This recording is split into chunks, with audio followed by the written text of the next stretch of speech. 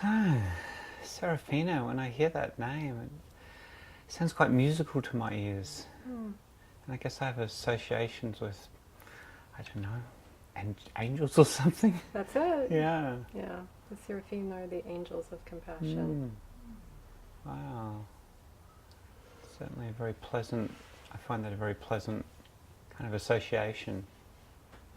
Yeah, it's nice. When I was a massage therapist for 15 years, so when I'd greet my clients and they would comment on my name, I would tell them the meaning, and so you get to have your massage by an angel of compassion. And they would give me really big tips. So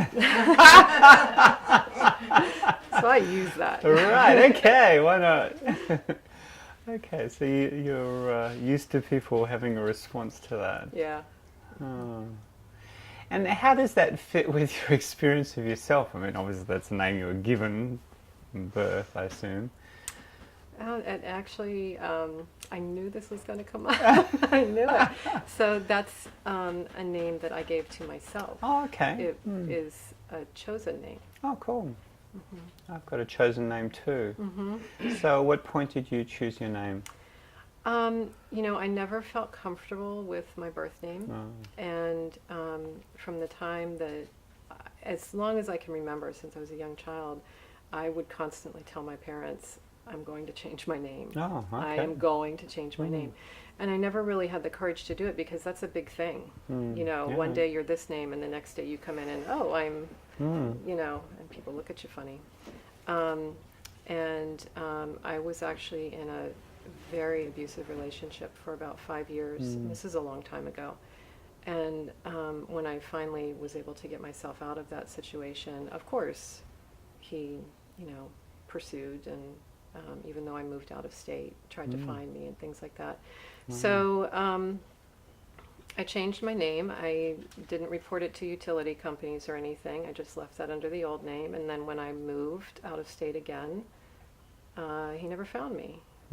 So that was sort of like the excuse for doing something that I knew I was always going to do my entire life, that was the right thing to do because I really didn't fit that other identifying name. So I was just a good reason. Yeah. Cool. So then, so I'm interested in how does the name that you've chosen fit with your experience of yourself? I've never really thought about it in that way. That's kind of interesting. I say I chose the name, but I feel in a sense that it chose me. And I prayed a lot and opened myself to spirit or universe, God, whatever, at that time goddess, whatever you'd like to call it. And that's the name that kept coming up repeatedly for months. And at first I rejected it because at the time I was a practicing pagan or witch and very into, you know, goddess only, no male deities, and certainly no angels because that was associated with Christianity, which I was not. So I resisted it, but it just kept coming up. So I said, okay, I'll go with that. But I'm an energy worker in addition to being a therapist trainee, Reiki master. And I now work with angels. I see people's angels and all those things that the DSM says is nutso, you know. That's very natural to me. And I have this unique, I feel very blessed. And sorry if you all aren't into energy, people watching this, so they'll think I'm crazy. But I am very, very blessed to have this unique job, task, whatever, gift.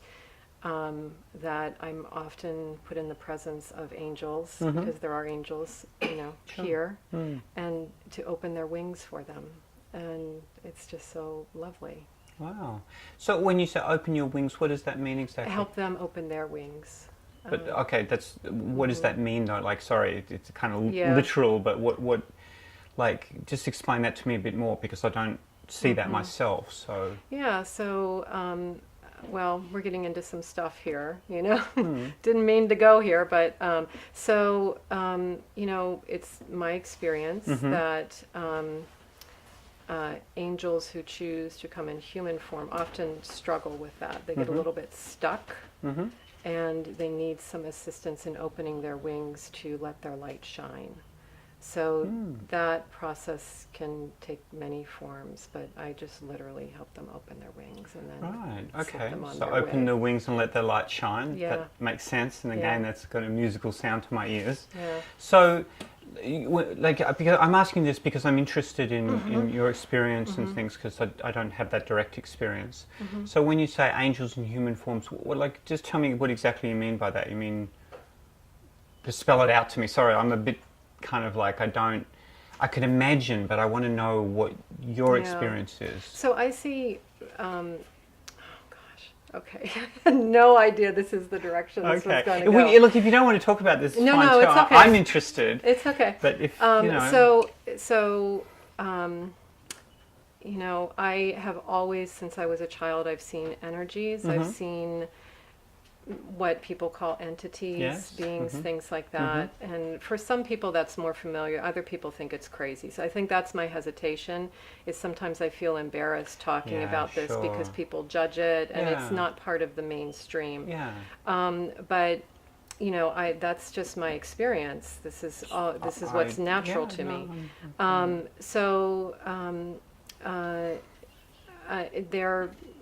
I'm able to see people who are angels, and in my belief system, there are angels, angelic figures that choose to come into a human form and to be of service. Okay.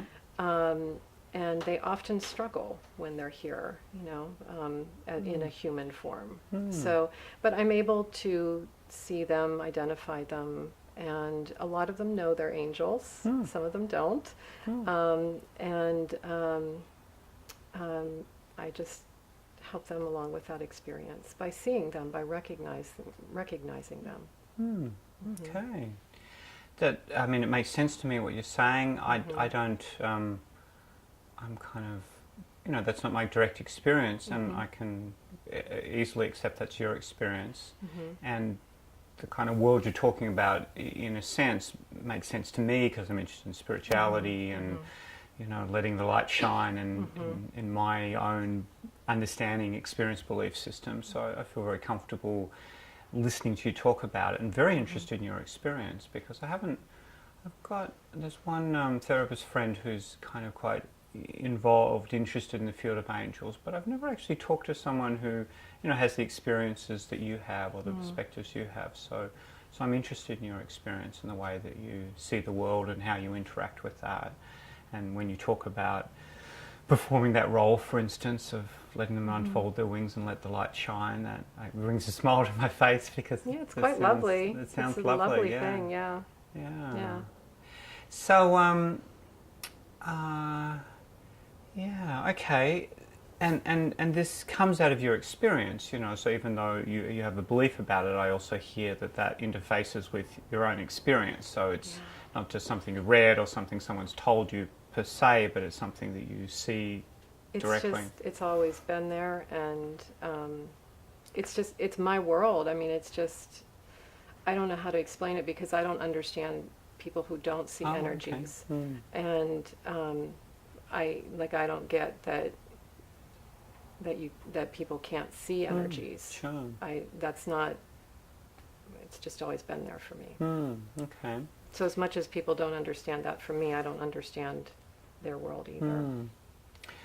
Okay, so all sorts of things that I'm interested in, if it's okay for me to keep asking. So your name that you were given, almost more than chosen in a sense, you accepted, let's put it like that. Serafina, angel of compassion, is that right? So, so I was asking you the question about how do you experience yourself in that regard? I think it's funny, because how can you live up to that name? Come on. Yeah, sure. Like me? No, I don't.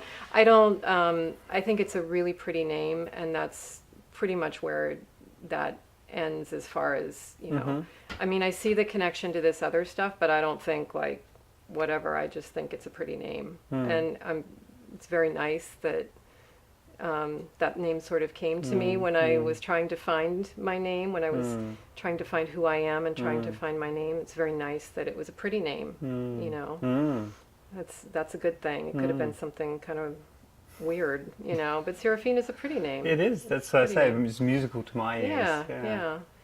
So, okay, so you're not the goddess of compassion in all circumstances. But No. I mean, tell me about like how you do experience yourself as being compassionate or not compassionate. Like, what is the human version, your human version of that? Well, I think, you know, for most of us, we're always seeking to learn to be more compassionate, right? You know. So yeah, so that's where my interest is in where are you at in that process? I mean, I could ask myself the same question. You know, yeah, I aspire to be compassionate or you know, centered and non-defensive, or all sorts of things that go with some, you know, spiritual presence in relationship, and variously I struggle with that. I mean, sometimes I am, and sometimes I can do it, and sometimes I fail utterly, and you know, that's my own unevenness. Yeah, and we all have that, don't we? I have that, for sure. So I guess where I'm at with that is currently trying to bring that into my work more, and being with people in a compassionate way, non-judgmental way. And I think in life in general, gosh, you know, I don't think I'm a saint in any way. No, I guess I'm asking a bit more concretely, like, well, if you're willing to share it, I'm interested in like, where is the struggle for you? Like, I could say for me, I see, okay. You know, like for me, for instance, like, I mean, I've got a spiritual name, Vinay, which, you know, I sort of keep my other name, which I don't like that much because it's just difficult half the time for people to get it and everything. But anyway, I've got my own name, and that also has a meaning. That was also given to me by a person. And so the meaning of my name is humility or modesty, which was very well chosen because it's a kind of a struggle or an aspiration for me. And, you know, often I confront the difficulty or the places that I kind of don't do that, and I'm interested in that, you know, like, wow, what's going on for me in those places where I'm the opposite. I make assumptions, or I, you know, am leading arrogantly or something. Yeah. So, you know, there's a whole contour to that, and I'm interested in some of the contours for you around that. I'll tell you, the first one that comes to my mind, and it seems kind of silly, but it's really an issue, and I know it's an issue. When I get on the phone with, like, you have to call customer service with, I'm rolling my eyes. I'm exactly the same. Oh my gosh. Oh my God. Like, I turn into, like, Satan. Yes, I go from too. the angel of compassion Me to too. Satan, because that person's not in front of me. I guess I'm not relating to them as a person. I get really frustrated, and I yell at them. Yes. So to the point that when I have to call, like, some sort of customer service line, I take 10 or 15 minutes before I dial to, like, prepare myself. Okay, I'm not going to get upset. I'm going to remain mindful. Even if this becomes frustrating, I'm going to remain mindful. So that's one area that I constantly struggle with. Does it work? Does that? I'm getting better. Right. I've learned to say, I want you to know that I'm feeling very frustrated right now, and you're a very nice person, and I know this isn't your fault, but I want you to know I'm feeling very frustrated. So I sort of frame it for them so they know it's coming. Yes. I do some version of that myself. She's getting ready to lose it. Yeah. Okay. So they've been warned. You know, other than that, I think I've recently in the past year been put into a roommate situation, and I haven't had roommates in a very long time. And roommates will certainly mirror back to your places where you are not so compassionate, and places, and not only not showing them compassion, but not showing compassion to myself, because that's a big one too, and that's a big one for me, is not always showing compassion to myself. So where's a place that you don't do that?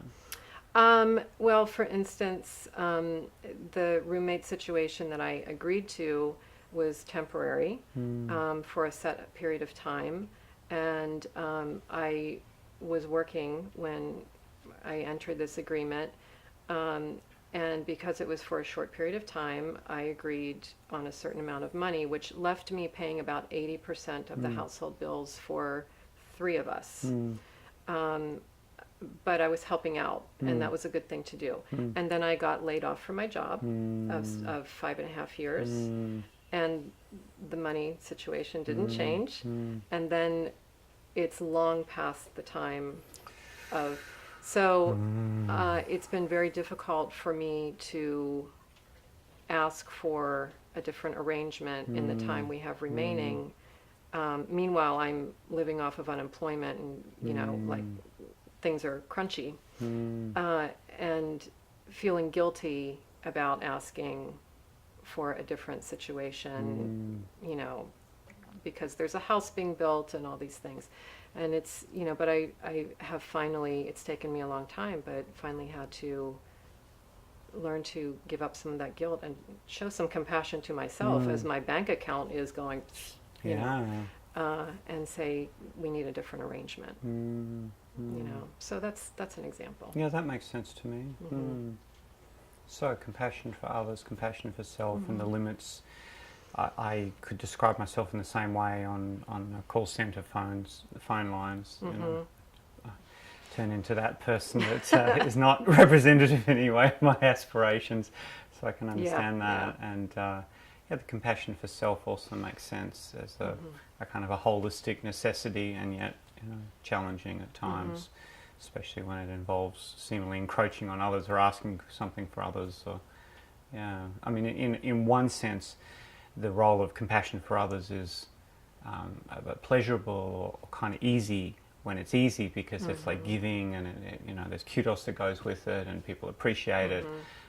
But it becomes challenging when I need to not be so compassionate towards others and more compassionate to myself, as you describe, and they might not actually experience me as compassionate in that moment. They're more likely to experience me as the mean landlord or landlady or something, I guess.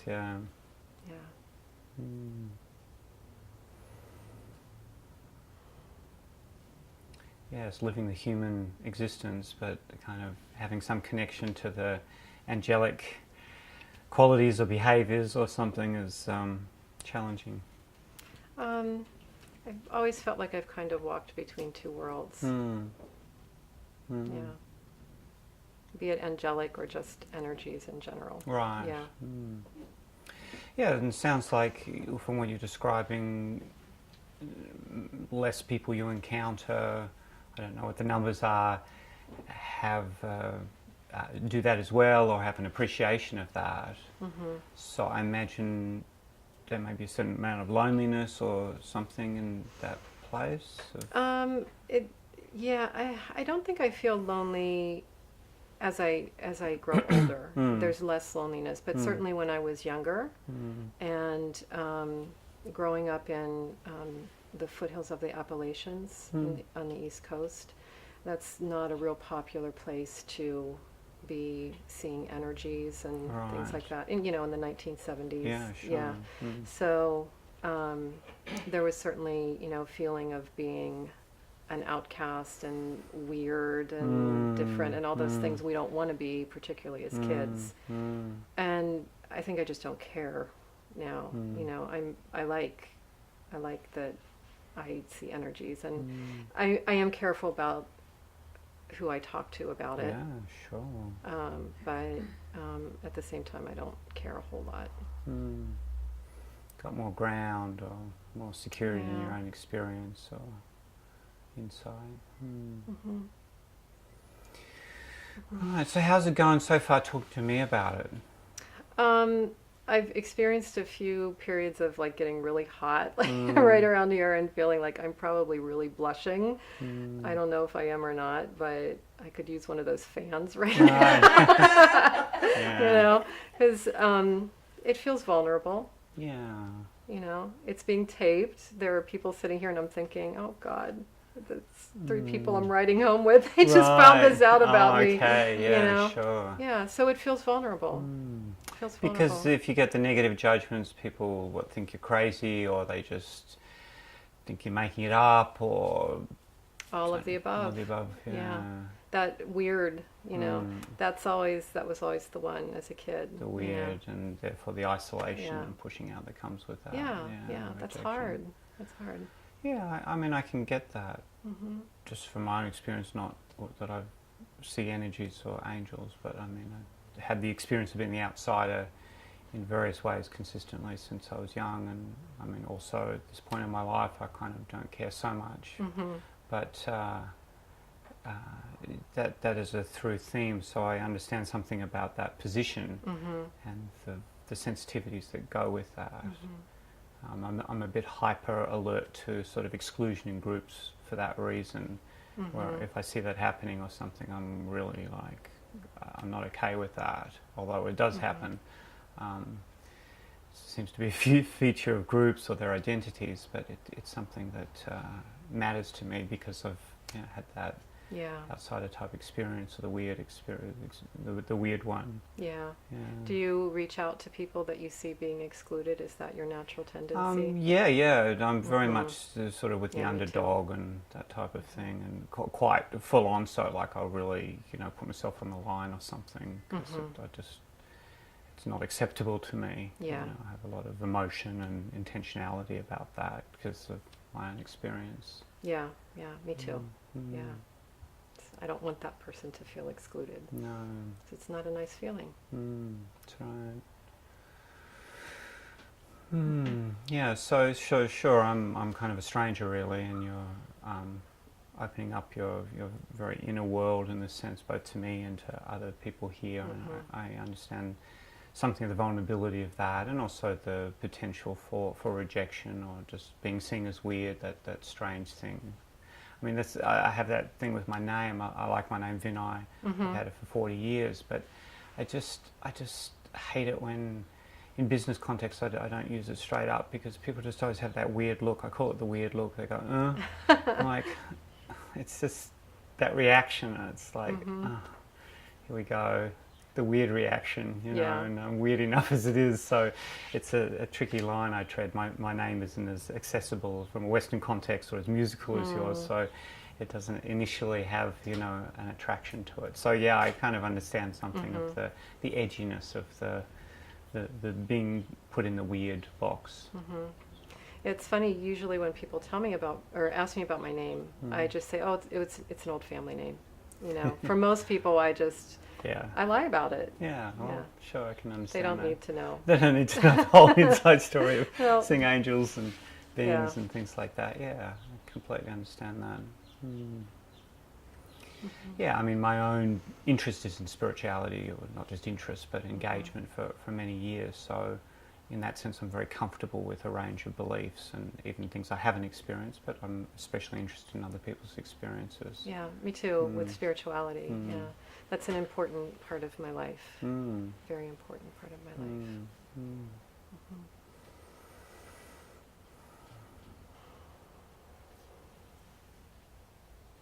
It's nice to sit with someone who kind of gets that. I can see that in your eyes, and that's a nice feeling.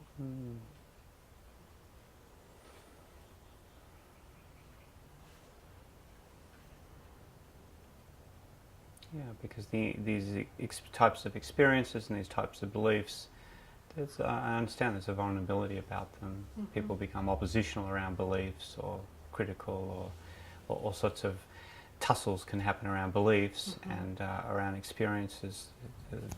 These kind of experiences are very, I call them private or personal, and often there's not a context for understanding or appreciating them, no vulnerability.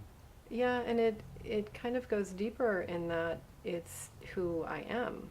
It's, these experiences before I had a spiritual context for them were happening.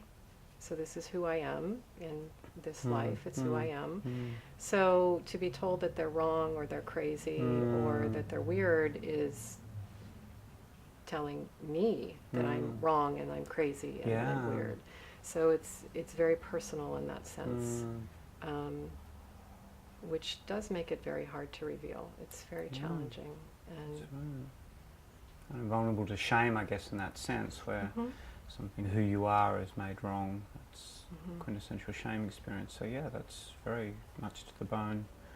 It is, and the thing about, you know, being able to see energies and you know, giving really my life's work to helping people find their own light is when that shame, when I'm experiencing that shame, then my light isn't shining. Yeah, sure. And that's a terrible feeling when your light is bottled up. It's a terrible feeling. Yeah. And my light's been bottled up for a lot of my life, you know, for a big portion of it, big chunk of it. So so that letting the light shine applies to you as well. yeah. Yes, it does. Yeah, it does. So if we're to, I want to ask you I'm asking you a lot of personal questions, but like a here and now personal question. So can you sort of almost like chart it on a scale of, you know, 1 to 10, where 10 is letting the light shine and 1 is hiding under a bushel. So like, for instance, right now, where would you put yourself on that scale? Right now, in this moment, I would put myself between like a 6 and a 7. Okay. Yeah. So if you were to go between 7 and 8, like what would be different for you? I think to go between 7 and 8, I would need to be surrounded by people who were also energy workers and understood. Okay, yeah, I can understand that. Yeah. And that I knew that I was completely safe in that. Or just to be working on my own and people not realizing what I was doing, you know. Because in my work, when I'm working one-on-one with clients, I see energies and things and can tell where they are in their processing by their energy field and things like that. So in that sense, I'm fine. I'm there. I'm in the moment. It's great. But it's really just revealing it in front of people who may not have the same experience. Okay. So it's about community in that sense. Yeah, very much so. If you're in, to let your light shine, you need to have the community around you. And what would 8 or 9 be about then? I'm not sure that I'm there yet, that I've ever experienced 8 or 9. Oh, okay. You know, I turned 50 in November, and there's something about turning 50 for women that's very significant. And I think if you ask most women who've turned 50, that they'll tell you the same thing. Yeah, that definitely. Something happens when women turn 50. Definitely, yeah. And we just begin to be ourselves without as much shame. And Yes. I think I'm just starting that journey of just letting all that crap go, and who cares what people think, and I'm just going to be myself. And you know, I dyed my hair purple a few months back. And, you know, I've just been really I think feeling like I'm starting to blossom and just being more comfortable in my own skin. Right. Yeah. Right. So you're coming into letting your light shine more by virtue of just feeling more ground and less worried about what other people think. Yeah, I'm thinking by the time I'm 60 or so, I'll be up to an 8 or 9. Ah, okay, Yeah. I see. Yeah, so that's just life ground, basically. I think so. I think so. So there's community that provides ground. There's just the momentum of life and life experience, the weight of that provides ground. Yeah. And what are within that, what are the micro movements, up a notch or up a tenth of a notch? Like, what is it that would be something that you would do? Like, you're talking about helping, for instance, people who are angels, you know, unfold their wings and let the light shine. So what is that for you in terms of what you would choose to do in a particular moment? For myself? Yeah, that would take you from 6 to 6.1. Well, I've just recently, and this is really sort of what boosted me up to like between 7 and 8, I think, is that I just recently decided that I'm taking the next year at my gym to get really, really strong. And after I finish my my program in December, and I'm just working on my internship, that I'm going to start to train to compete in women's bodybuilding. Wow. So I'm just getting really strong right now and preparing myself to train to compete in the over 40 set. And so that sounds very not spiritual and, you know, but that it's just like ignited me and has given me so much more confidence. Just making that decision has given me so much more confidence in other areas of my life. And it's just great. Wow. Okay. So strength. Yeah. And being in my body and appreciating my body and pushing my body, you know, to do more and be more. And the idea of having an athlete's body is just really inspiring to me. And I spent a lot of my life very disconnected from my body. Oh, I see, right. So it's great to be in my body and to feel my body getting stronger. Right, so having a stronger body gives you ground for letting your light shine more. Yeah, it does. Oh, okay. Absolutely. Okay, so that's like a 1-year project. What about a in the moment step into letting your light shine? Like, if I was to say right now, what would you need to do to let your light shine another 1/10 of a notch? What would you do? What would you need to? What would be involved with that? Probably letting go some of the fear that seems to be wrapping its arms around me right now. So do you want to try that right now? Sure. Okay, so tell me about the fear that's wrapping its arms around you. I feel it sort of coming from behind me, and literally like there are arms just wrapping around my arms, and just sort of like someone grabbing me from behind. And that sounds very intimate the way you describe that. What does that feel like to you? Like, is that intensely unpleasant, or what? How does that feel to have that fear wrapping its arms around you?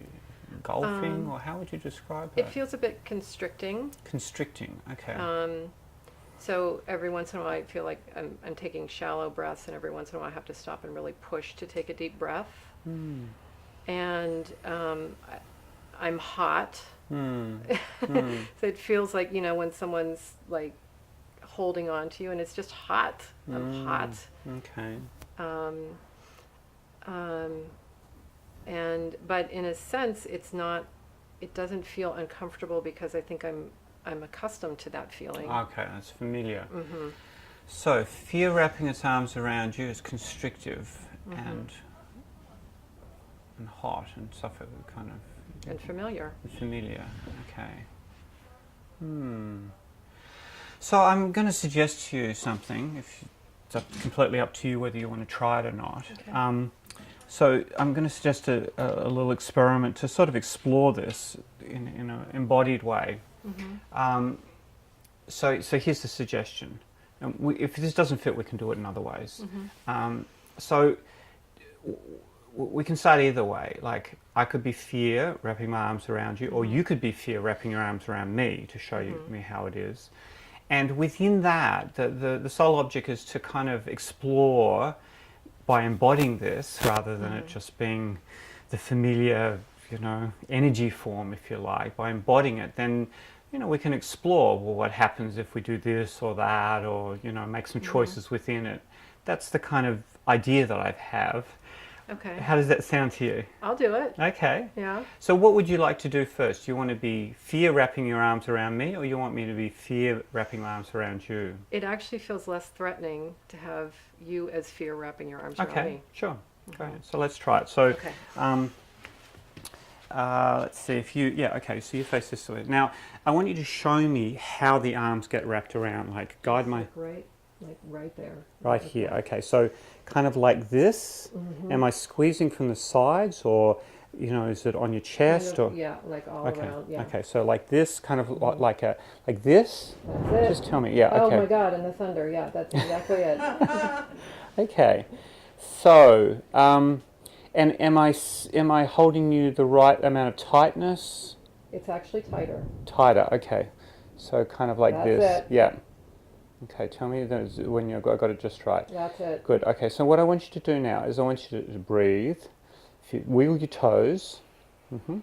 So really wiggle those toes. Yeah. Keep wiggling the toes.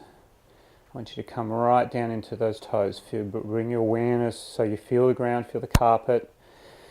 And breathe, that's right. Toes are very important, so you feel all the way down your legs. And then I want you to notice how you feel in your face. I feel like crying.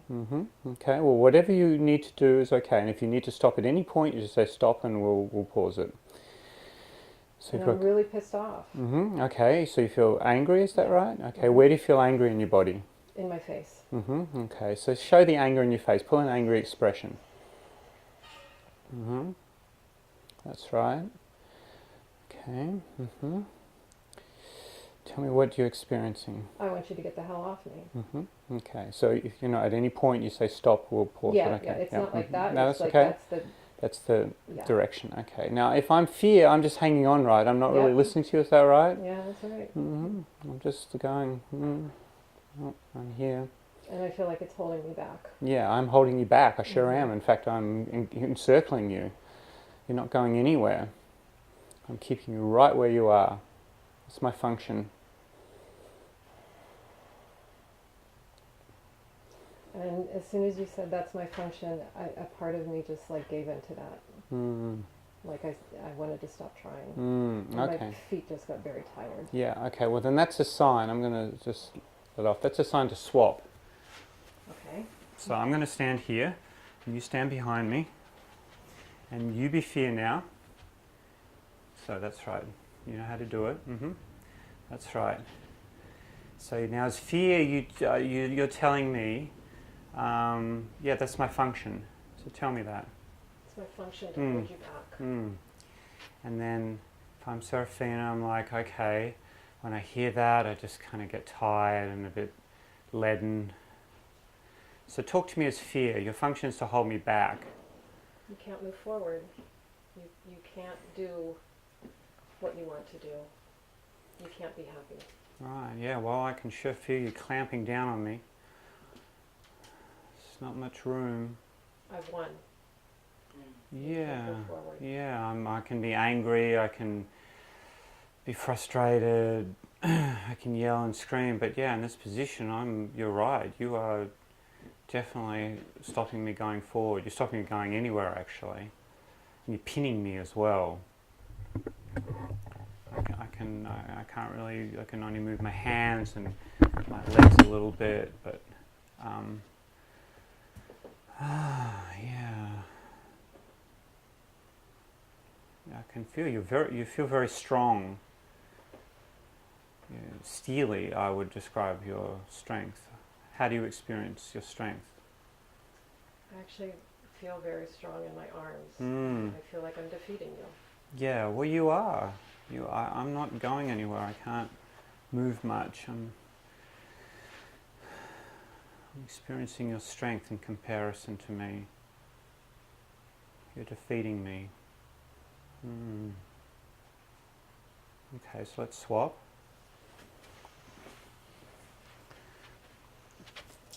Okay.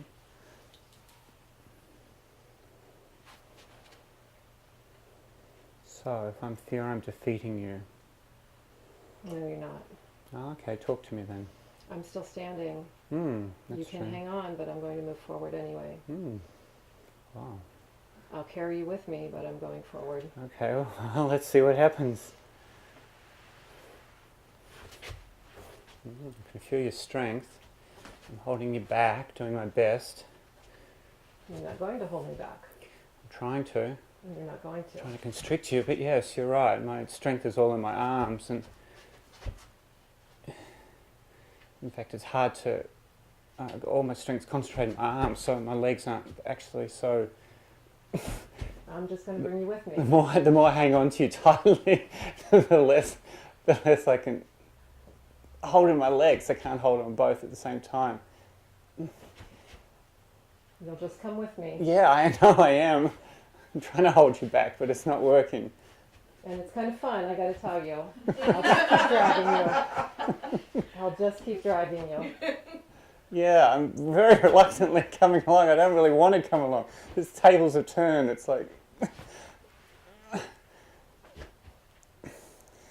I'm getting worn out myself. This is exhausting. I'm stronger than you. Yeah, it feels like that at the moment. I don't know why. Like, I'm very strong in my arms. I've got these sort of super developed biceps, but my legs are kind of, it's like they're dragging along or something. It's quite annoying. Tables have turned. I don't feel like I've got much choice but to come along with you. Oh. The release felt good. Yeah. Okay. That was fun. Yeah. Wow. Thank you. Yeah, goodness.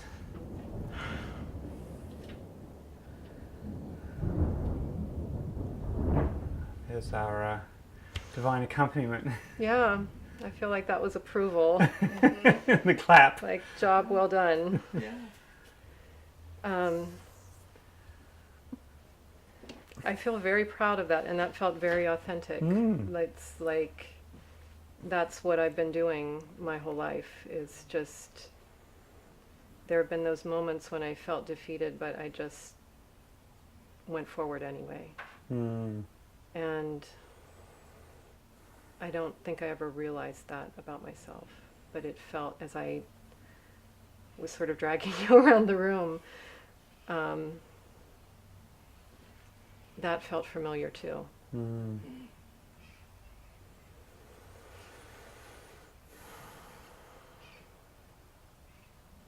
So this fear is an interesting character. It is. I have to say that I immediately get this interesting but kind of inverse association with wings. Tell me about that. Well, I mean, that's where wings are. That's that's exactly true. where wings are, and they're just even true. the contact point is there. And it's kind of in that sense, it's almost like you're describing the wings being closed up. You know, the whole thing is about being closed up there. You're right. Yeah. Yeah. So if I let go of the fear, or if the fear lets go of me, if I release myself from it, my wings can open. Yeah. You can let your light shine. That feels good. So what's your sense right now back there? You know, something happened when you released me when we got back up here, and I just felt this sense of lightness and freedom.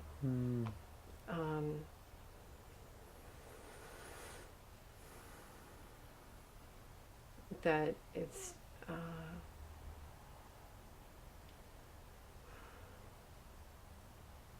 I feel like I'm kind of taking that in, because it was a very new feeling of not having that on my back,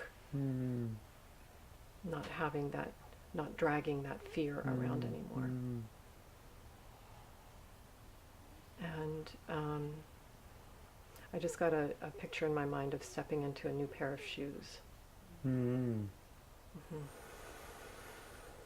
Well, it does strike me, just to continue this theme, that, I mean, you know, maybe like the weight that you're dragging around is in a sense the wings, because they're kind of heavy, I guess, back there, and they feel like weight when they're all contracted, like it's just a big mass.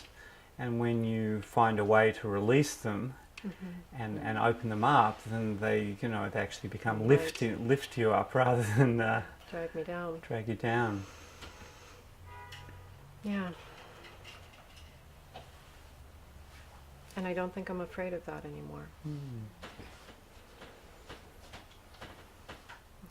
It's a great image from my point of view, just seeing you, you know, with these kind of wings that are contracted and feel like there's kind of dragging you down or suffocating you in some way, to sort of opening up and with air and light and a different feeling, completely different experience. Yeah.